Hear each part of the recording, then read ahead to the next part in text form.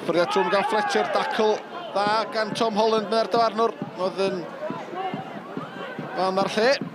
Mae Hughes yn brasgamu rwan i mewn i hanner y Seintiau Newydd. Mae'n gyfle wrth ymosod i'r ymwelwyr. Roberts yn rithre mewn i'r Cwrt Cosby. Jones i Callum Roberts neu brigyn glwb.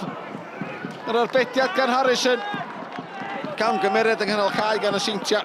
A bron iawn i Callum Roberts ar Drenewydd fanteisio. Harrison i'r adwy. Mae Redmond yn torri'r basn allan. Ac y groesiad yn un dda tuag at Mullen sy'n geisio troi yn y Cwrt Cosby. Tackle a gan Denny Mullen. Yn rhoi'r Seintiau Newydd ar y blaen. Y Drenewydd yn methu'r dacl yn y Cwrt Cosby. Mullen yn troi ac yn plannu'r bêl. Heibio i Dave Jones. Chweched o'r tymor iddo fo. Yn yr amser sy'n cael ei ganiatáu ar ddiwedd yr hanner cyntaf. Mae'r Seintiau Newydd dim ar y blaen. Byrn.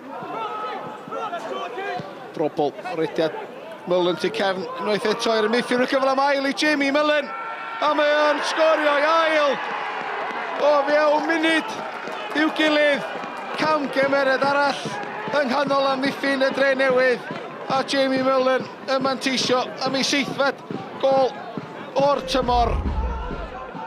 Routledge, da Mullen i'r dde ohono fo. Tu cefn i Mullen rwan, mae Spender. Mullen dau o'i flaen, groesiad yn un ai mewn tuag at y postyn pella. Ac yno, gyda neb ar ei gyfil, o ddeuron Edwards i sgorio i 9fed gol o'r tymor. Trydydd o'r noson i'r Seintiau, 10 munud o'r ail hanner wedi chwarae. Kenton. O bas flair gan Hughes i ddeuron Edwards yn sgwar. Mae Brobl yn rhwydo'r bedwaredd gol o'r noson i'r Seintiau. A fel yn har cynta, 2 gol o fewn munud. A fel yr Edwards ei flaen, a Brobl yn rhwydo i 9fed gol o'r tymor. Ie, dwi'n meddwl wedi sgorio 6 o blaen, so 9 yn barod rwan. So, hoffi sgorio a helpu'r tîm i ennill. It was our time to have a little spell and a little purple patch after the disappointing sort of results previously. You know you're always going to get it. Teams don't go all season. You know, even in our league's getting stronger. You just don't roll teams over every week in, week out. So pleased with the last 4 games.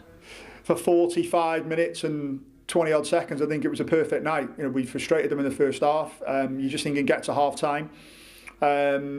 And then the first goal's a real blow, and then the second goal straight away, it's knocked the stuffing out of us.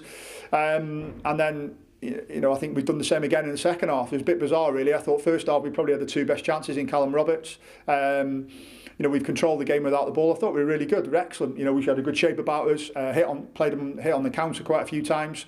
But I've just said now that that's the brutality, if you like, of the top 6, and that's what happens. You know, you're playing against the best team in the league, and they're ex-champions, and you know, they'll punish you, and they've done that tonight, and all credit to them for taking the chances. But you know, I saw enough in the game, especially in the first half, with and without the ball, to see that, you know, we're going to do all right in the top 6.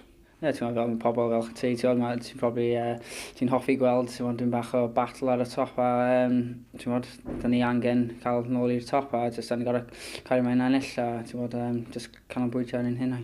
We're looking to add some defensive cover to the squad, and hopefully one more. If I get two in, I'll be very grateful.